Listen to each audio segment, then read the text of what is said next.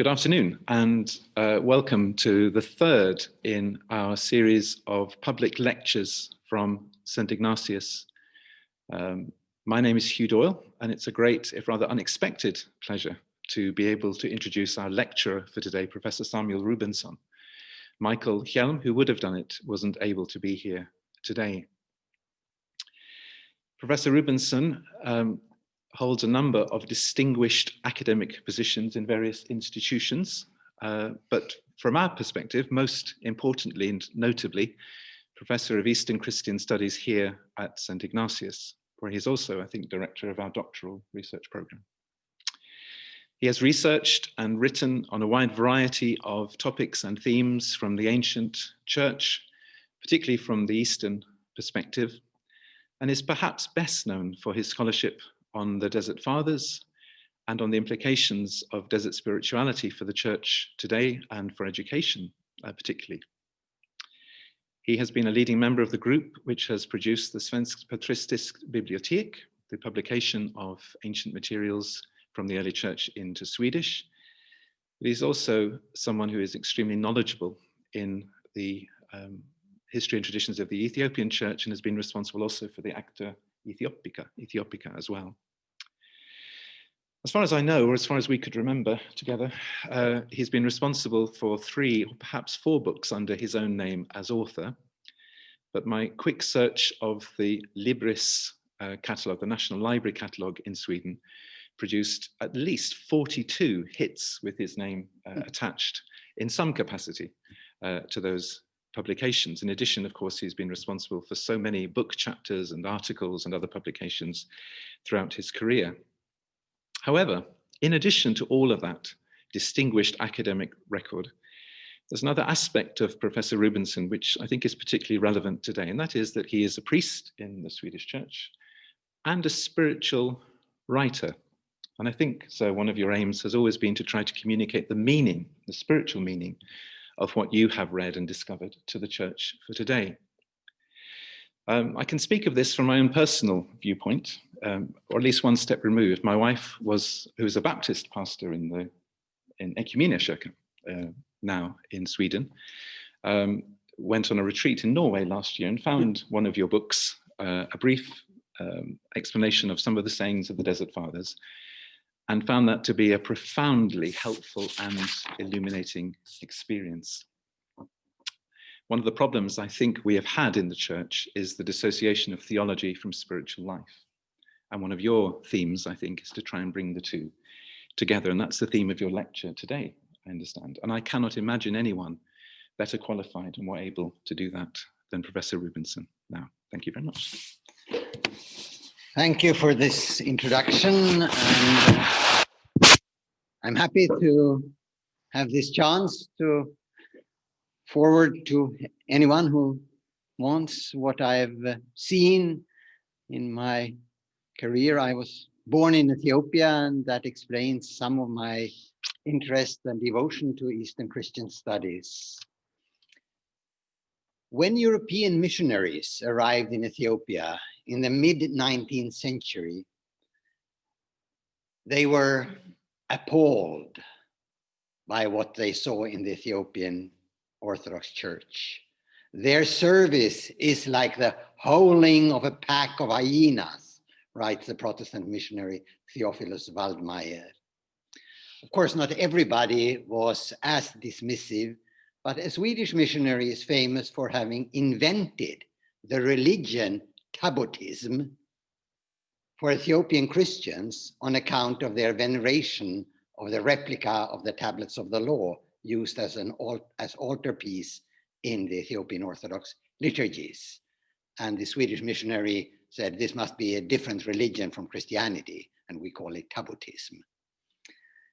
Fortunately, this complete lack of any attempt to understand mostly belongs to history. The ecumenical movement and growing knowledge, as well as positive curiosity, has led to more honest attempts to understand what is seen as strange Christian traditions. But since most of these use categories and concepts developed in Western Christianity The world they want to explain fits badly and has in the process to be revised to conform.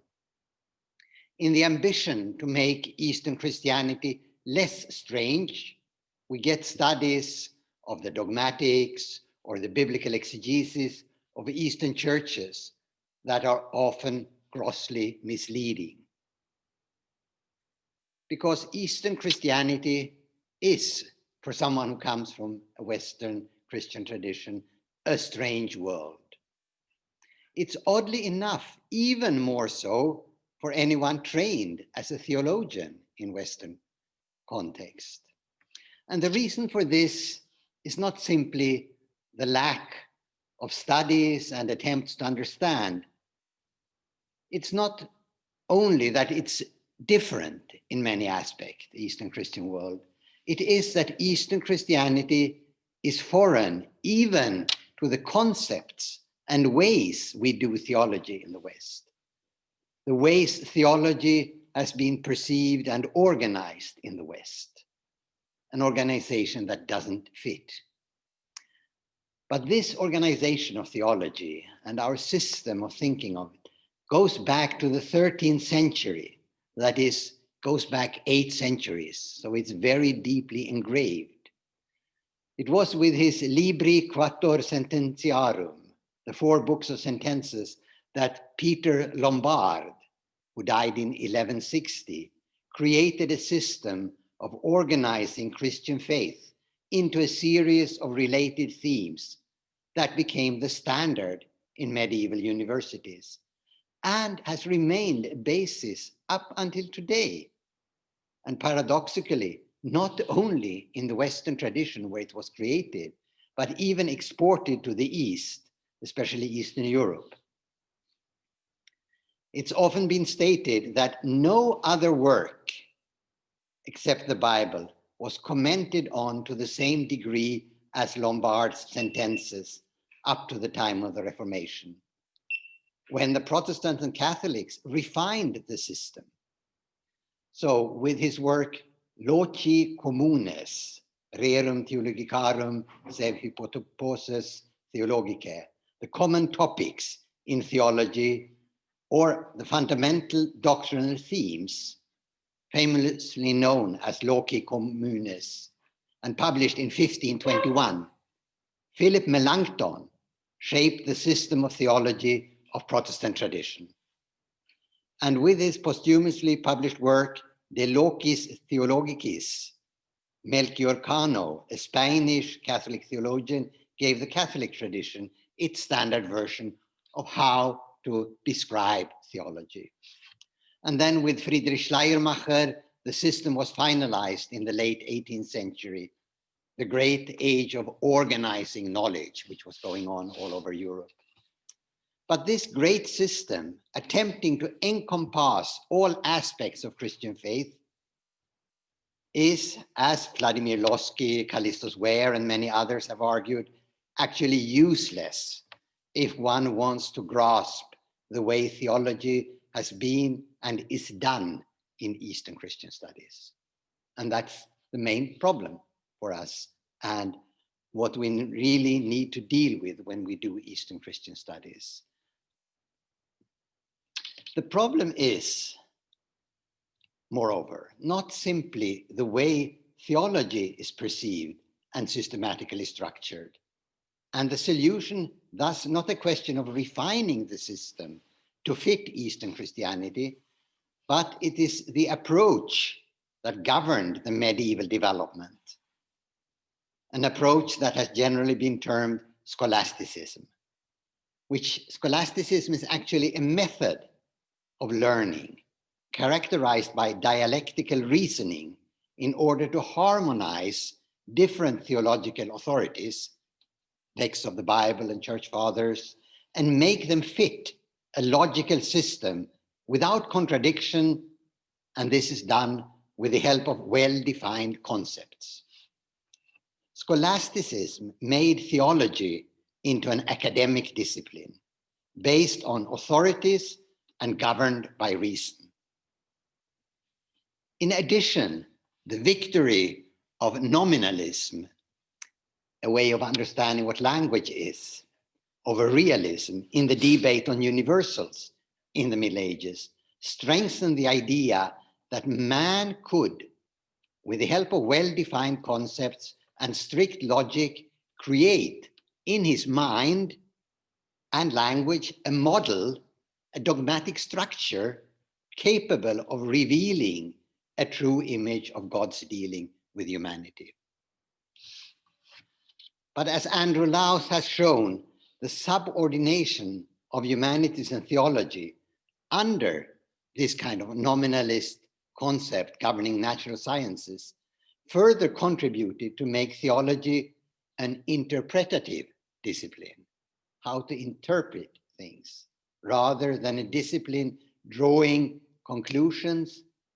No, interpretative discipline, a discipline drawing conclusions and establishing truth by the use of reason.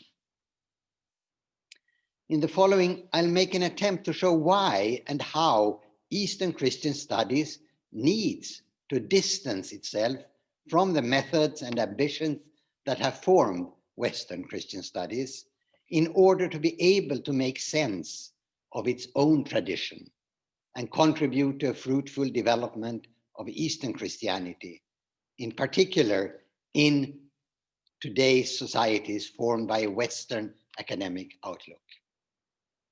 I'll do this by looking into what I think are the most significant loci of places for theology in Eastern Christianity, using the word locus, the Latin for topos in Greek, in its original sense.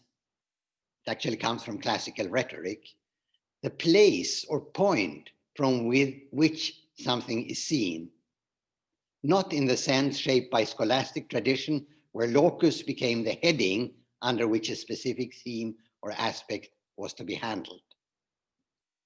I'll do this by discussing the two most crucial places where theology in Eastern Christian tradition has been received, used, reformed, and transmitted. And these two places are the monastery and the liturgy. But before going there, I think it's necessary to turn to the most important context in which theology developed in early Christianity that helps us to understand why it is like this. And these are the ancient schools of rhetoric and philosophy. The rhetorical schools taught how to handle the language in speech and writing, how to argue and convince. And it was, as Averil Cameron has vividly shown, by mastering the art of rhetoric and produce a new literary canon that the church could Christianize the empire, that a Christian culture could develop. And then, in order to understand the importance of the schools of philosophy for the development of theology, it's crucial to realize that philosophy meant something quite different in antiquity and early Christianity than in modernity. As pointed out by Philippe Adot, philosophy in antiquity and also in early Christianity was a matter of finding the right way to live, not the correct way to think. Although, of course, these are related. The aim of philosophy and the philosophical schools, Platonism and Stoicism and so on, their aim was to be a guide to true happiness, a guide to live in accordance with one's nature, not a tool for sharp analysis of ideas and reasonable understanding, as it became in later history of ideas. To study at one of the philosophical schools was to devote oneself to a program of training in which not only ethical practice, but spiritual exercises and cult was a precondition for understanding, or as it was called, for being enlightened.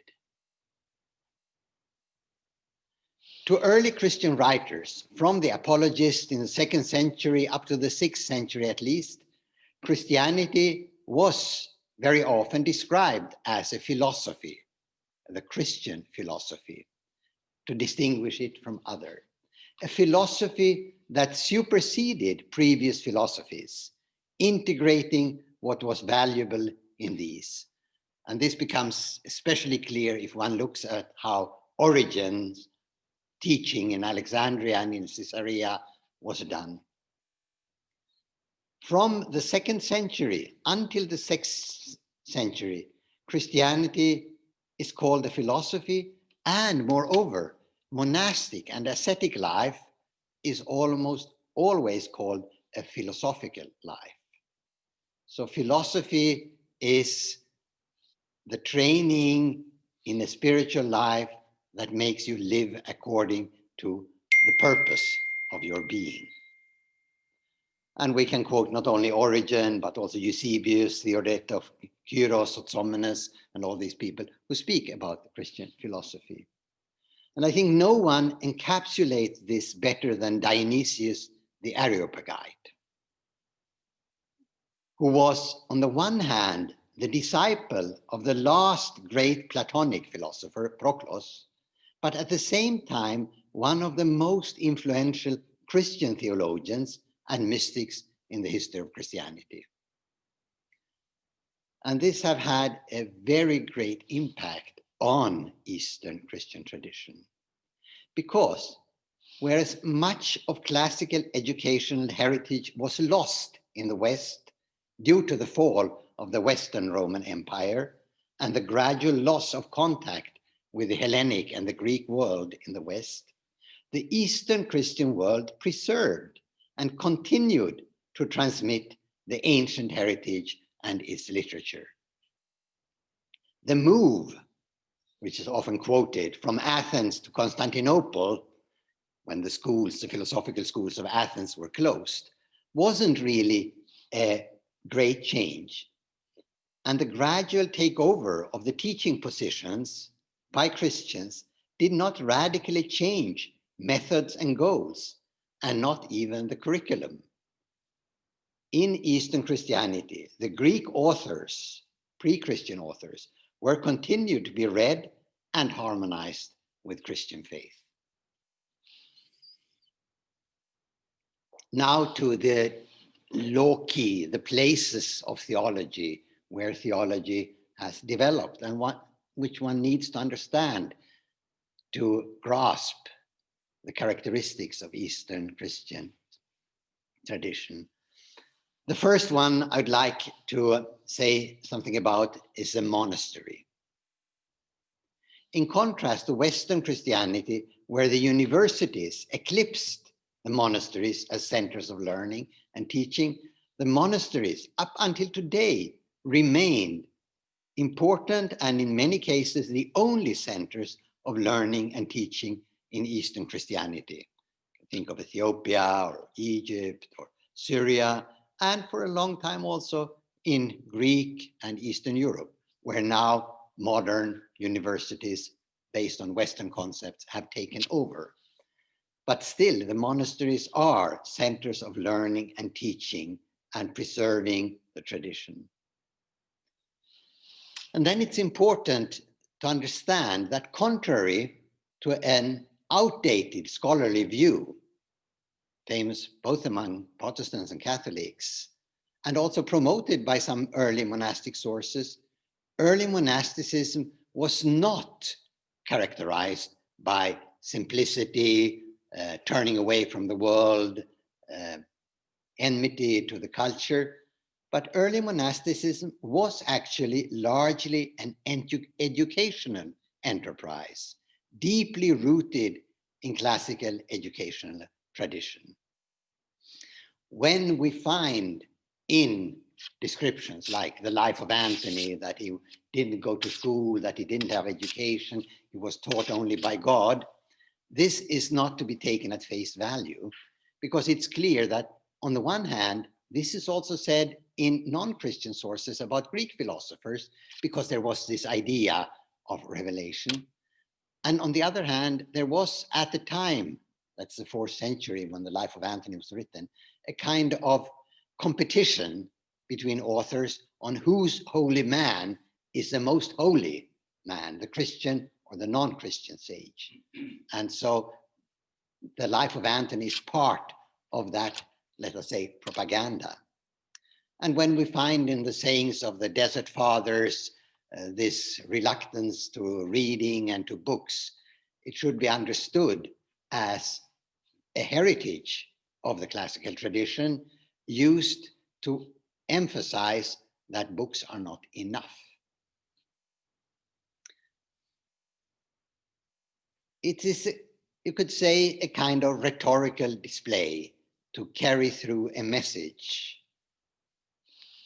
well known also in pre-Christian tradition. But recent studies of the early monastic tradition, in which I've been very much involved myself, shows that the ideals, the goals in the early monastic educational enterprise was very much a common thing with the Greek schools.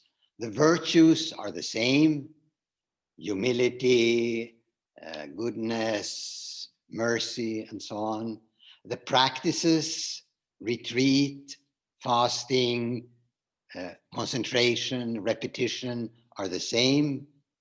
The confession of your thoughts is the same. And the goal of theoria, vision, based on a transformation of yourself, is the same. The methods used are also very similar. In the classical Greek schools, maxims addressed with frames, so-called apothegmata, where a story is told about the wise man who said something memorable, were taken over by the Christians, and we get the sayings of the Desert Fathers. And here you can see the emphasis on memorization, which was also known as fundamental to the Greek schools, but also of what we today call meditation, in Greek melete, which was actually the loud repetition and practice of what you wanted to say so that it became engraved in yourself.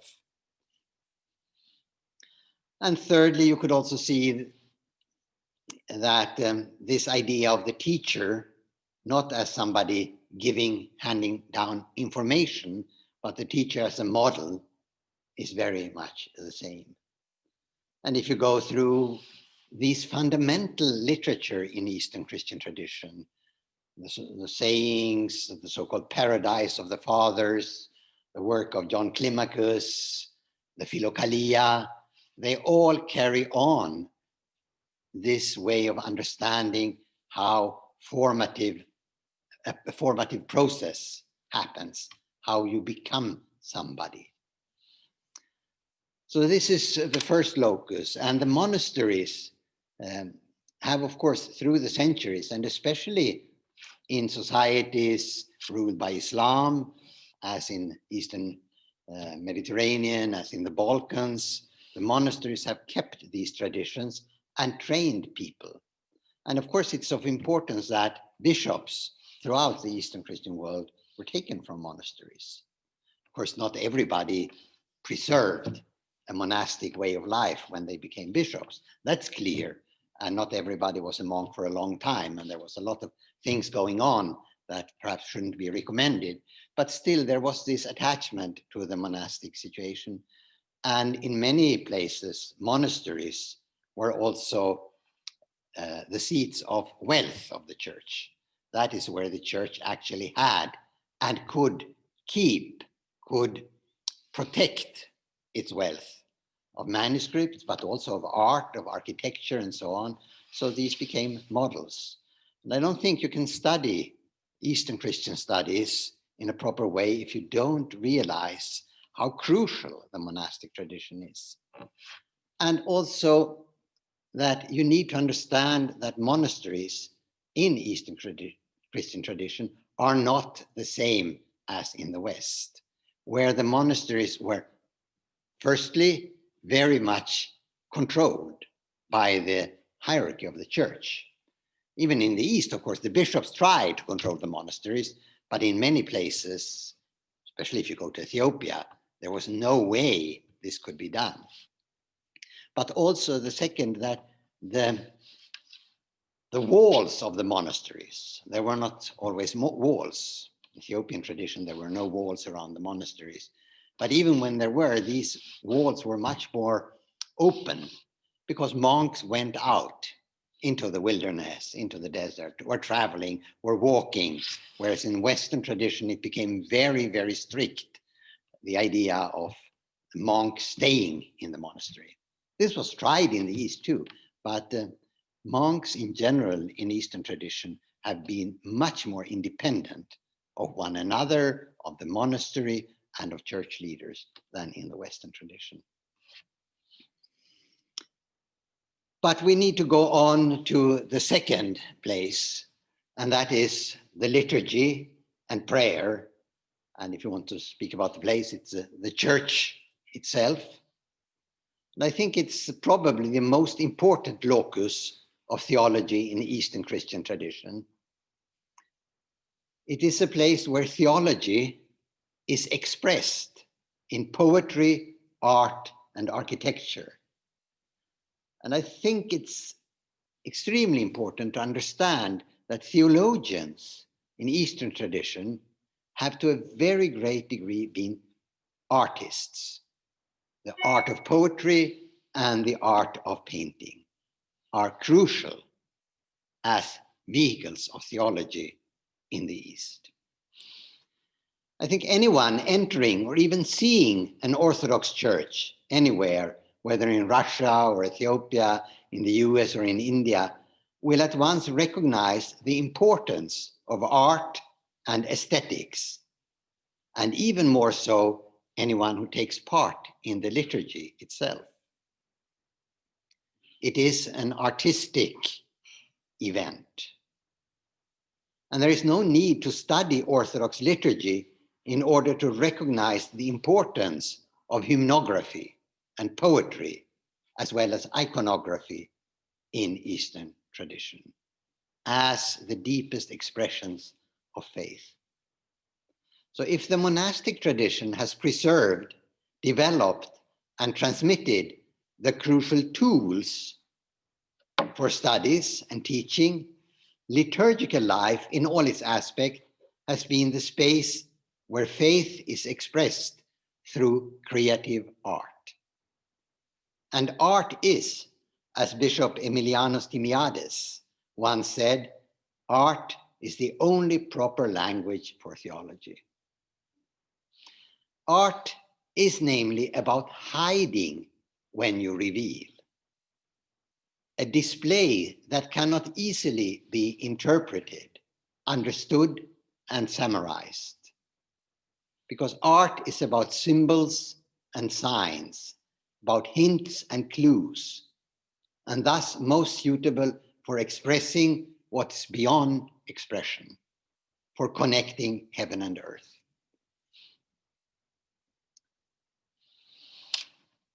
Most people will probably think about icons when art is mentioned in relation to theology. But I'll begin with the art of speaking and the art of writing. And as was recently discussed in a very interesting book, The Art of Listening by Professor Carol Harrison in Oxford, The Art of Listening, a very important art in Eastern Christianity. The art of elaborate and ornate rhetoric, effective speech, was characteristic of Eastern Church Fathers. And this has meant that their writings are quite often hard to fit into a rigorous theological system. And so many of their writings are thus often neglected in the history of theology. Poets like Ephraim the Syrian and Jacob of Sarug, Romanos or Melodos, and Simeon the New Theologians are, in spite of their tremendous influence, usually not mentioned in handbooks of theology. The artistic quality of the rhetoric of authors like Gregory Nazianzus or Dionysius the Areopagite is moreover often lost when they are treated in a systematic theological way. When analyzed systematically, also the homilies of great preachers like John Chrysostom, which means the golden mouth, and another example, Kirill of Turov, the first great Slavonic preacher. When analyzed systematically, these homilies reveal very little of original thinking and are often dismissed. But this has in no way diminished their influence. So there is something else that is effective. As in all poetry, it is actually what is hinted at and created in the mind of the listener or reader that the depth of the message is found. It's not found in the words, but in the space between the words. But this, of course, requires a common ground, a common locus when listening or reading them. And I'll just give an example. I was in Lebanon at the Armenian Catholicate of Lebanon, and I went for one of the great feast days to the Armenian cathedral and took part in the liturgy. And then the Archbishop, the Armenian Archbishop of Athens, was on a visit, so he gave the sermon in the liturgy. And it was a wonderful speech in Armenian. I didn't understand a word.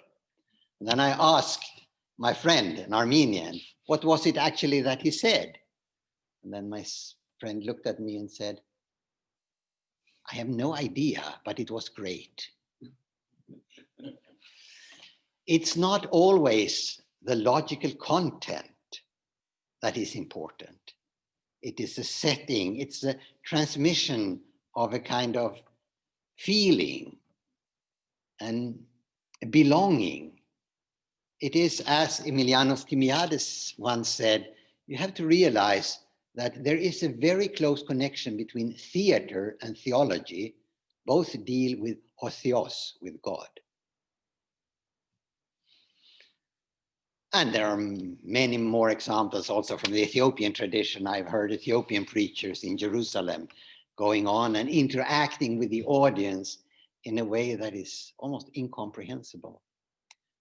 But they have been trained in the art of speaking, actually modeled on ancient rhetoric, how to use words. Now, going to icons, others are of course much more qualified than myself to speak about icons and their crucial role in Eastern Christian studies, and I won't go to any length in this.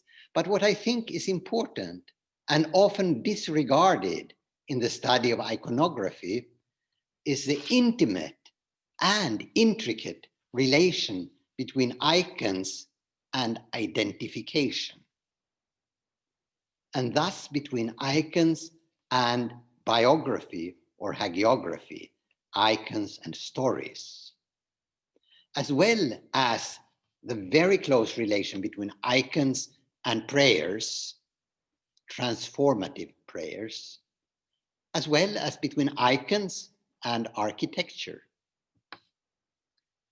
An icon in Eastern Christian tradition is not simply an object of art, a decorative painting or an illustration, but a theological statement as well as a theological tool, an instrument, a thing that is used. Icons are closely related not only to hagiography, but also to biblical hermeneutics. Icons are vehicles of integrating the world of the Bible with my own world. They are expressions of the reception and use of biblical stories and images as well as stories about saints. They are creative in the sense that they create a response, and thus they contribute, not only when they are painted, but also when they are used to the transmission and development of theology.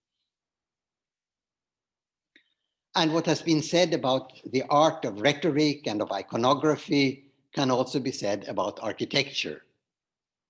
In Eastern Christian tradition, a church building is not simply a house, a roof for a congregation, as the radical reformers wanted to see it. You know, after the Reformation in Sweden, the consecration of churches were forbidden because the authorities wanted people to see that the church building is just a house. Your relation to God is what goes on in your mind and your soul and has no relation to the world outside of yourself. But people, of course, continue to venerate the church, to have respect for the church building and even the place where the church is, because you can't eradicate that by simply decision. And finally, even the Church of Sweden had to accept that nowadays we also consecrate our churches. This is not something you can just take away from people. But there was this kind of attempt to turn people from veneration of what they saw to obedience of what they heard. And I think that is significant. In Eastern Christian tradition, what you see is extremely important. But after the Reformation, the idea was very strong. It's what you hear that is important and nothing else. And of course, if you go to Ethiopia, and now we have this dissertation going on also at St. Ignatius on the church forests, it's so clear that the holiness, the sacredness of the church is like when you throw a stone into the water. There is a center in what's the most holy, but then it's a gradual diminishing of sacredness that goes even kilometers from the church, where you start to feel you are approaching what is sacred. And that is so crucial when trying to understand Eastern Christian tradition. So it's time for my conclusions, I think. I think a crucial moment in my life was in the spring of 1981. I was in the monastery of St. Macarius in Egypt. And there I met a Catholic monk, Father Ugo Zanetti, who later became a professor in Brussels. And he was spending 2 years, I think it was, in the monastery, teaching the monks languages. This was actually his military service, because in Belgium, he was Belgian, you could, instead of doing military service, you could do voluntary work to help people in third world countries. And so he went to the monastery of St. Macarius and taught languages. And I met him there, and I found out here is a Western Christian, Catholic, okay, who can perhaps help me to understand what I am going to do with my life. I was a young student of theology. And so I met him and I said, Father Ugo, I want really to understand Eastern Christianity at the depth. I was brought up in Ethiopia and it's fascinated me, but no explanations, no books have really helped me to understand what this is. And then he shook his head and he said, oh, my dear student, I don't think it's possible. But I didn't want to give up like that. So I said, why? What is necessary? He said, first you have to learn the languages of Eastern Christianity, and not just how to translate things this way or that way, but you have to learn the literature, the way the language is used, how things are received when they are spoken and read, how to write poetry in Ge'ez, in Coptic, in Arabic, in Syriac, in Armenian, in Georgian. It takes more than a lifetime to do that. And by the way, this is only the first part. Because when you have studied all the languages and know them to perfection, you have also to study the history. you have to understand the various historical circumstances, the context, the social, the political, the economic, the ecclesiastical, the cultural contexts in which everything has developed. So you have to be a very, very good linguist, student of literature, and a historian. And when you have done all these preconditions, you can begin to understand something about Eastern Christian studies. I was a bit disappointed because I really wanted to do this, but then I said, okay, I'll try. And I have done that. I can't say I mastered the languages, but I've studied most of them. And the study of languages of other cultures and peoples is, of course, the best way to widen your horizons. And I think it is extremely important that if you deal with the Eastern Christian tradition, that you understand the language in which it is being expressed.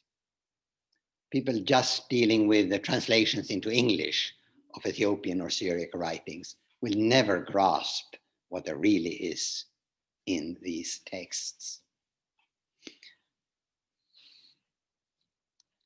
A reason for that, I think, is that the literary tradition, the things you hear, you repeat in the liturgy, in listening to the stories and the hymns and so on, these are formative rather than informative.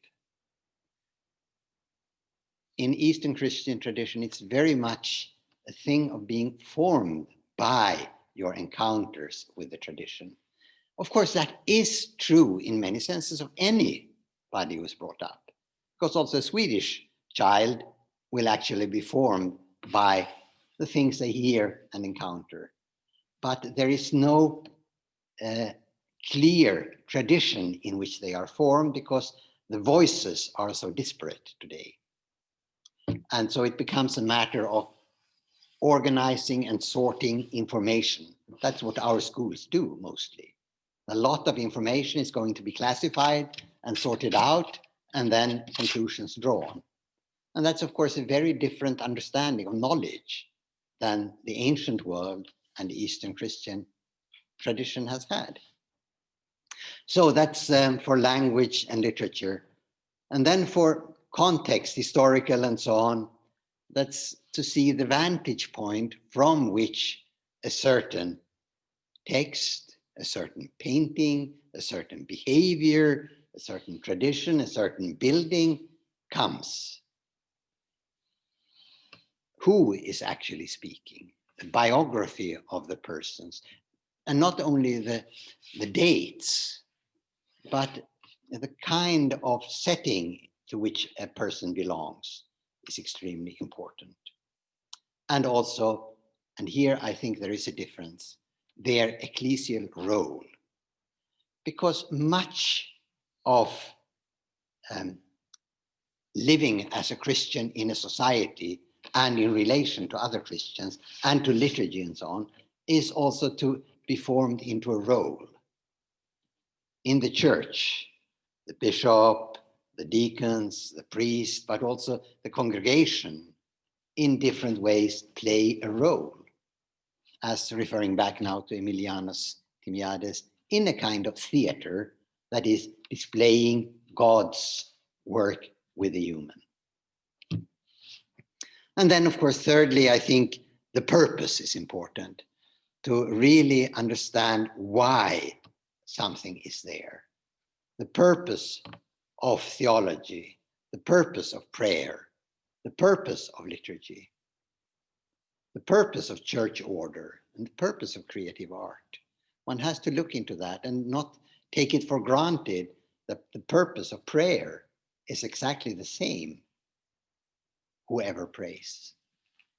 And one can just read Origen on prayer or Evagrius on prayer, and later Orthodox literature on prayer, and some of Protestant writings on prayer, and you will see the difference is actually in how prayer, the purpose of prayer is understood.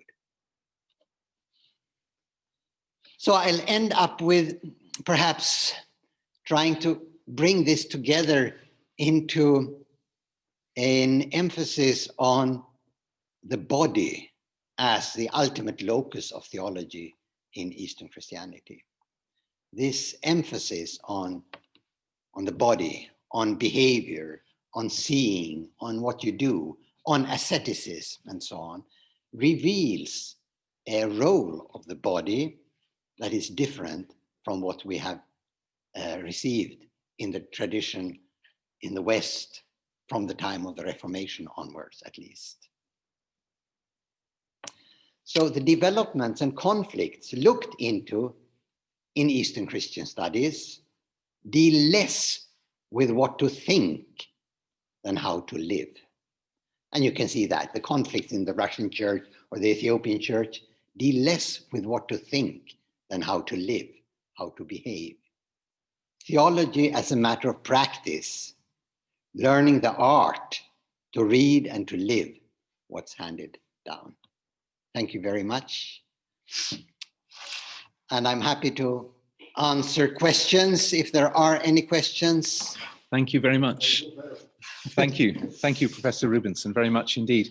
Can I say to our viewers and guests that we accept questions via the chat facility on Zoom. So we would encourage you not to try and unmute yourselves and speak because it can be quite confusing. But if you can send your question as a chat message, then Professor Rubenson will be able to see those. And for those of you in the room who would like to ask a question, you can do that, and then I'll repeat that question for those who are watching on Zoom.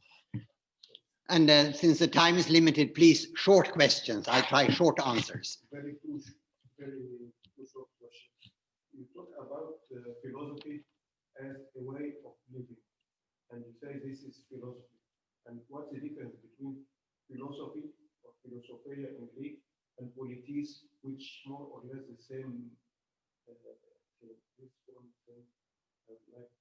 from you. So the second thing, we talk about the virtues, the arete, and which is exactly the same expressed in the what's called the Apsis of Bawi.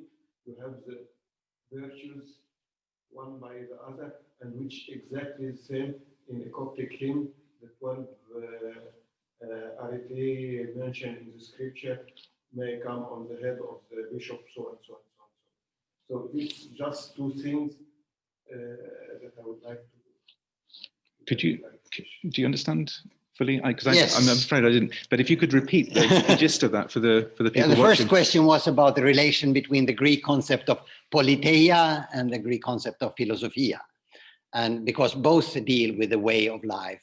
But you could say that politeia is the actual practice, the way somebody lives, whereas philosophy is, of course, the love for wisdom, which is, if you love wisdom, you need to accept that this requires a certain politeia. So they are related, of course, but they are not synonymous. Philosophia is more the actual basis for the politeia. The second question was about the arete, or the virtues that are depicted in early Christian art, in Coptic art and in Coptic hymns, and we have it all over. And you can see that it's the same way as they were depicted in Greek classical tradition. They were depicted as certain beings representing a certain virtue and so on, and that is taken over by Christians. Okay, thank you very much. Let's see if we have any chat. We do, I think. So. Yeah. Where do we start? Let's start. There's one from this is from yours. Yeah, you choose. You can. Yeah, we start from there and go downwards. Yep. So Johan Andersson, would you like to speak a little bit about the different monastic movements, Egypt versus Syria, and how that may have affected theological understanding in the different contexts? Of course, it's a very large question. I actually wrote an article on monasticism in Oriental Christian tradition that you can read. But a difference is that in Syrian tradition, there was a very strong emphasis on the monasteries as schools. And this continued for a long time. They were actually, we talk about Nisibis as the first university, Christian university. So there is a very strong emphasis on education that may have a background in pre-Christian tradition in Syria and Greater Syria, if we speak about the entire area. In Egypt, it was a little bit different because Islamic rule in Egypt confined the Christians to a much less cultural standing. In Syria, in Mesopotamia, the Christians could continue to be part of the cultural elite. That was much more difficult in Egypt, and that affected the monasteries. So I'll go on to the next question. How far do you see the influence of Eastern Christianity on the West in modernity?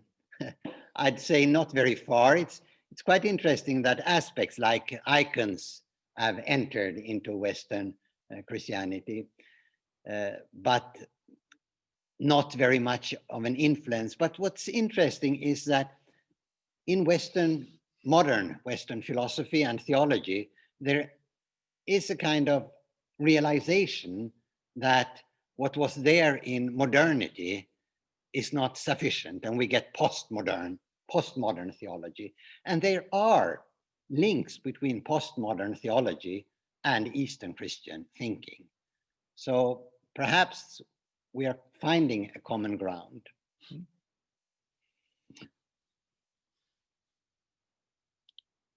Can you see another one? Yeah, then we have Henry Law. There are still schools of the ancient kind. For example, the School of Economic Science in London, which was founded by Uspensky around 1925, teaching the system of Advaita Vedanta.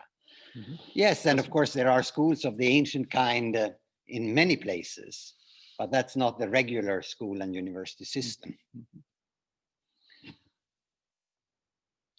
And then the question is about how Lutheran, I would say, the modern Church of Sweden is. I have the impression there is, on one hand, a liberal trend, and on the other, an attempt to get closer to the Church Fathers. How would this affect the relationship with the Orthodox churches? Yeah, it's clear that there is a growing understanding that the historical context and situation in which Luther wrote is not the same as today. So it's hard to be a Lutheran in the way Luther was, because we're not living in that kind of society and context. And so Lutherans are looking at other ways of finding food for thought and for their life. So there is a revival of studies of the early church, as well as of postmodern and liberal theology of various kinds. But there is also, of course, an openness towards both Catholic and Orthodox theological tradition. Now, Dafor, do you, he asked, then agree with the proposition that art, at least in one sense of the word, can be understood as a proper theological method for Orthodox theology? What do you see as potential downsides of such an approach, and how to incorporate academic, more abstract, conceptual theology into it, or appropriate such methods for this more conceptual theology? Yeah, there are several things in that question. I think it's true that art, understood in a wide sense, is a proper theological method and the main theological method in Orthodox Eastern Christian tradition. But that includes, of course, the art of writing and speaking, the art of rhetoric. It's not only the painting and the architecture, but the creative arts in general. The downsides of this approach and how to incorporate academic, that's conceptual theology, into it, I think there is a room for conceptual theology in that we need to distinguish between things. We need to organize things. We need concepts. So there is a room for that. But the problem is that if you make these tools of conceptual analysis into the goal, and the goal of really getting the creative art as a tool, then you turn it upside down.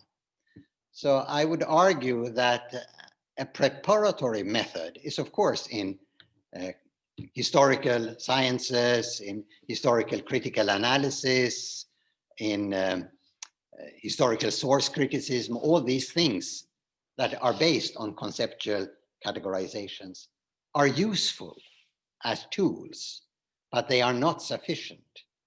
That's how I would briefly respond to Tafur. And then Grant White asks, where do you see connections between postmodern theologies and Orthodox theologies? I can only give a few examples. One thing is that in postmodern theology, there is a new emphasis on the body, on sensory experiences, on bodily practices that link to Eastern tradition. I think a very good example is Sarah Coakley, who is a postmodern feminist theologian, but who has worked quite intensively with Greek fathers like Gregory of Nyssa and Dionysius the Areopagite. And I think in the writings of Sarah Coakley, you can find this kind of bridge. But she's not the only one. There are also interesting connections between some of the French philosophers, Jacques Derrida, and some of the Greek mystical fathers like Dionysius the Areopagite. So I think there are several bridges that deal with the question of the place of the body, the place of experience, and the understanding that formation is decisive. We are not, as John Locke once famously said, that we are born with the tabula rasa. We are empty, and then we gain a lot of information and we use that information. But that's not true. We already have within us, as in a way any plant or animal, a kind of purpose, a kind of goal, a kind of nature that can be formed, but that is not empty in itself. Yeah, they just continue to ask. Okay, good, good. Cyril,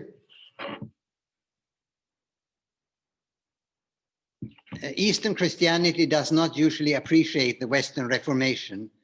I think this is not fair. I wonder if you could identify forms of Reformation in the history of the Eastern churches.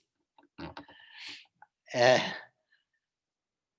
would go very far to start on that. Of course, there were forms of Reformation. One could just think of the standardization of liturgy that came with the printing press. That is not only a case in Western, but also, of course, in Eastern tradition. And the way printed Bibles replaced manuscripts and how that changed the entire relation between the biblical text and the reader. Because it's very different to read a manuscript written by hand by somebody who has done that during prayer and the ascetic life, and reading a printed text that could be either the Bible or a catalog of something. So there, of course, there are a lot of reformations that have helped, especially, I would say, in the supporting democracy. And that was a major thing in the Reformation. The Protestant Reformation in the 16th century was very much an issue of democratization, broadening the groups, the social context of the church, and influencing the church. And that's, of course, something that is also has been going on, is going on in Eastern Christian tradition. But I think we need to get back to all this at another time, Cyril, because otherwise I'll speak for half an hour. And we have more questions. Is there another one in the room? Yes. Excuse me, you said that one of the responsibilities of monasteries in the past was to protect its wealth. Yeah. Do you mean by the word wealth, icons, books of the fathers, the instruments used in the liturgy, or do you mean money too? Because many of the non-Christians now think that our monasteries are full of money, gold, jewelry, and so on. Yeah. No, but Can you repeat that? Just for yeah, the- okay, sorry. The wealth of the monasteries. What is the wealth of the monasteries? And the question of people raiding monasteries, hoping to find money, thinking that the Christian monasteries are full of money. Now, of course, generally that isn't true, because most of what the wealth found in the monasteries are the products of hard work, the architecture, the manuscripts and so on, or the products of gifts, icons, work that has been donated to the monasteries. So the real wealth of the monasteries is, of course, not in paper, not in money that can easily be stolen. Of course, some of the things, the golden things, can be melted down and created something else. So there is, of course, a connection between the items of wealth and wealth as such. But I think in general, the real wealth of the monasteries is not easily stolen. And that's the reason that it remains.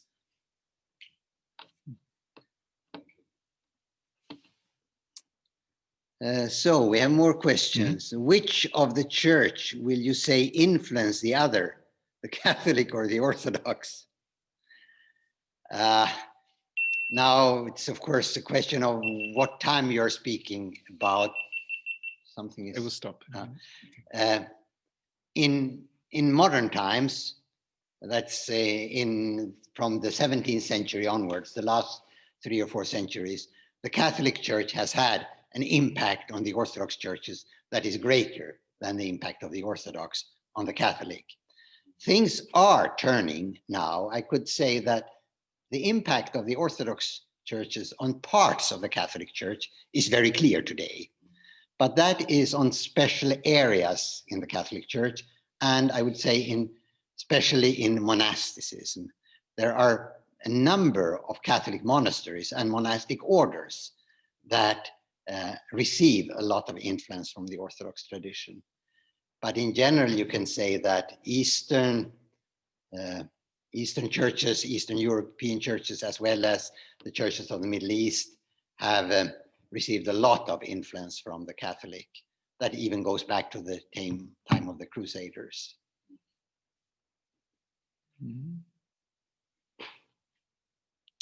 No. So no more questions. There, maybe our time is out, I don't know. I think it probably is. Yes. So I would just say thank you very much indeed, Professor Rubenson, for a fascinating lecture. Thank you. And I think somebody asked if this is going to is available in print, and unfortunately it's not. I only have my notes, but I heard that this will be made into a YouTube lecture that can be viewed at a later time. And of course, if you read what I've been writing through the last decades, you will find much of what is said. Okay, right. Thank you very much indeed. And thank you for watching. Thank you.